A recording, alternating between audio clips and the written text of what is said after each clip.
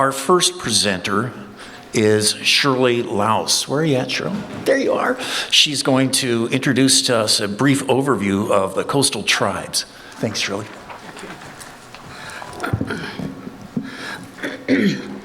Skuyanakoi, good morning. Nek now, Shirley Laos, Tworthker, Essie Usker, which make Wumachoth, Chure, Kichok, Weka, Natopmer, Yurak, Karuk, Essie Chetko, Skui Sandinapek. That's in the Yurok language. And I said, good morning, my name is Shirley. I live at Trinidad now, but my primary villages are Tworthker and Uskerwich along the Klamath River. And I'm Yurok, Karuk, and Chetko. And Skui Sandinapek is, I'm happy to be here today. So I'm going to do just a brief overview of all the tribes as a collective. So how do I advance it?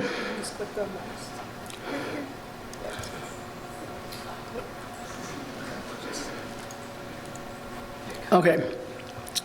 And before I go on, Cheryl just reminded me, there is power in words and there's power in welcoming people to your home. And my sister was deathly afraid of lizards. And she said, what I'm going to do, reverse psychology, and I'm going to say, go ahead, I love you. Go ahead and come into my house. Just be welcome. Well, it didn't reverse. It reversed on her, all right. The cat started bringing lizards in. She had a little tear in her weather stripping and a lizard crawled in. She ended up standing up on the back of her couch because, she said, I'll never do that again. So only do it if you mean it. So on the screen is a map of all the tribes in California. And so if you look at the top, in the northern, we also have a map in the back on the display. There's a few statistics. I won't read every one of them, but narrowing down to California, there's 109 federally recognized tribes, but there's also 78 tribal groups that are petitioning for recognition. And the individual populations vary widely from 5 members to over 5,000. So in our local area, the Yurok tribe has over 5,000 members. They're the largest tribe in the state. The Hupa tribe has the largest reservation and land base in the state. So this area has quite a few tribal people. I just wanted to say one brief word about rancherias. Rancherias are unique to California. That goes back to the gold rush. I can't spend time to go into all the reasons why, but mainly it was unratified treaties. And then in the 1900s, they wanted to make reparation for what happened during that 50-year period where many of the Indian people in California were killed through genocide. And so they wanted to reestablish some homelands and some places for their descendants to live. So they established a rancheria system. Oops.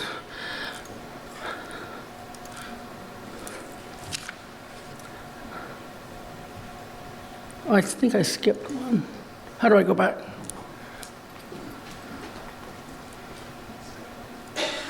Okay, so the local tribes, all 10 local tribes were largely mixed together. Like I said, I'm Yurok, Karuk, and Chetko, so a lot of the tribes are mixed. And the 10 federally recognized tribes are listed in alphabetical order along with their, on the map, it shows each tribal area. And I did list the Sinungwe. They're also called South Fork Hupa. They are not federally recognized, but they're related to the Hupa people. The Cholula of Lower Redwood Creek, they're largely incorporated into the Hupa tribe when, in the late 1800s, when they fled their homeland and went over the mountain to seek refuge in the Hupa Valley from attacks. And then they just stayed there and were incorporated. And the Chimerico on the lower Trinity Gorge, they were decimated in the latter 1800s by attacks. But they still have descendants that are here today. Okay. Just have my finger one click. So here's all the logos of the 10 local federally recognized tribes. Each tribe designed their own logo, so I just wanted to show that. Language differences. So although the cultures here are very similar throughout the tribes, the languages are spread over 3 language stocks, and they're very different from each other. So this list shows which language stock is associated with each tribe. And I also put as an asterisk, the Sonungwe and the Cholula were Athabascan language stock, and the Chimariko were the Hokan language stock. But for instance, Karuk is Hokan, and then the Hupa and Tolowa are Athabascan.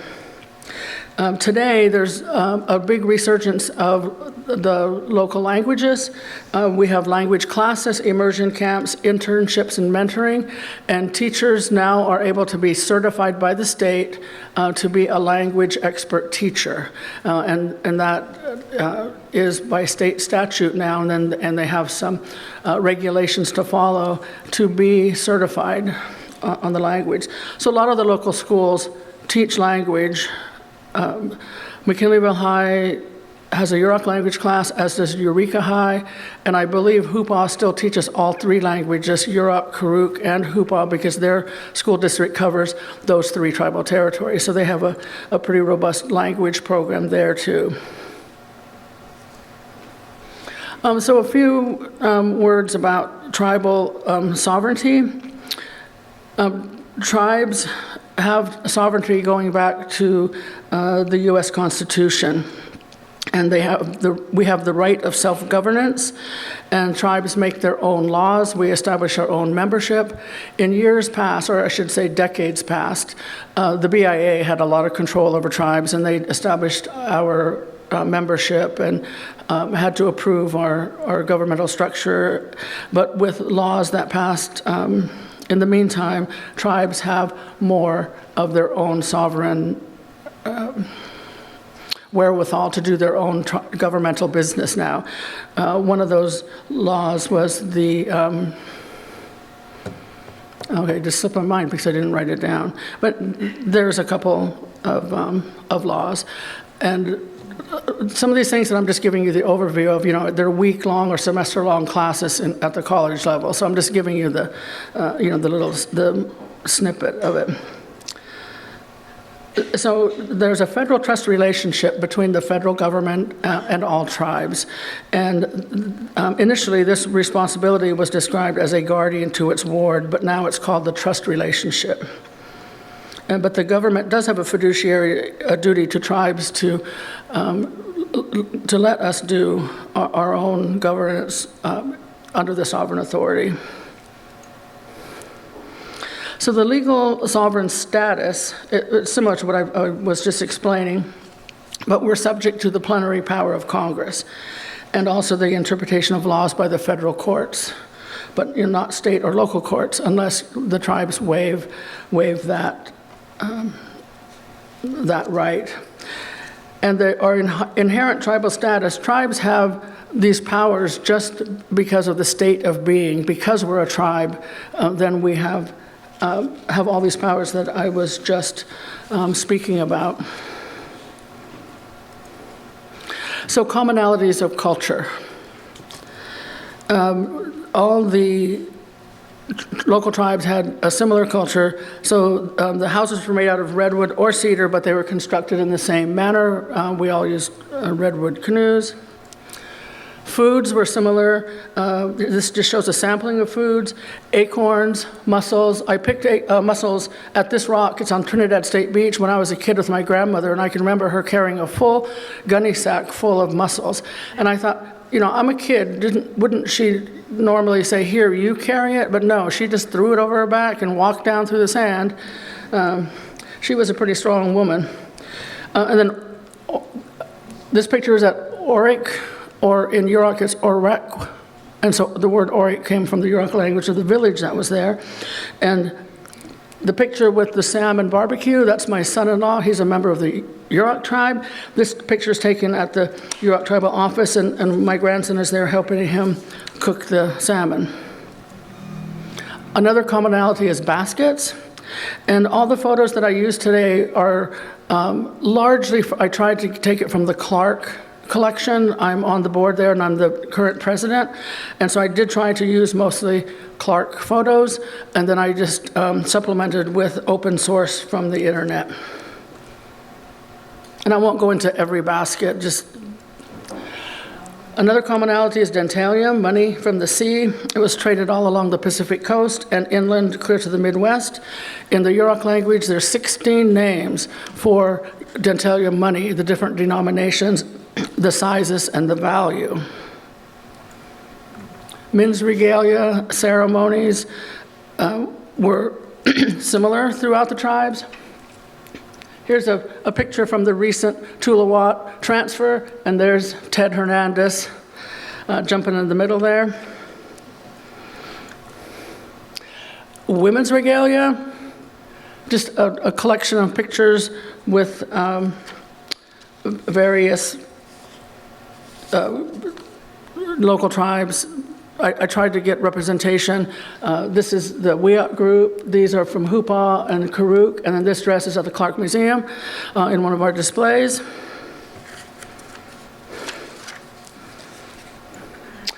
So that concludes my portion of the overview. And this picture, we did a dress walk at Sumek Village, and it represents almost all of the local tribes. We had girls from, I think, every tribe that participated in this event.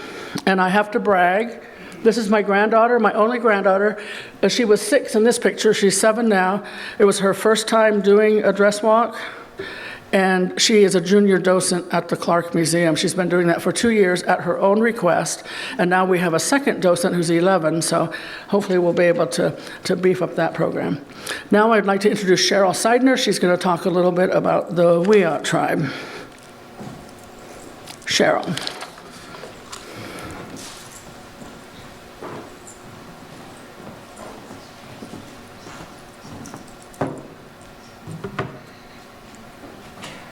I brought my handy-dandy telephone. They told me I have 7 minutes. There you go. I came here equipped. I want to take a picture. Smile. Oh, look what a handsome group of people.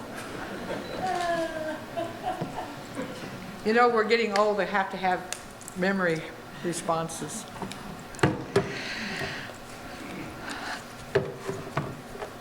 Words are powerful, and you, as Shirley said, you got to remember what you say and how you say it. And I owe an apology to this gentleman over here that was sitting behind me. That sorry that I came off so brash. Pioneers and Wiyots probably didn't get along very good, or I'm sorry, very well. The Wiyot people, we're from Little River to Bear River, out to Chalk Mountain to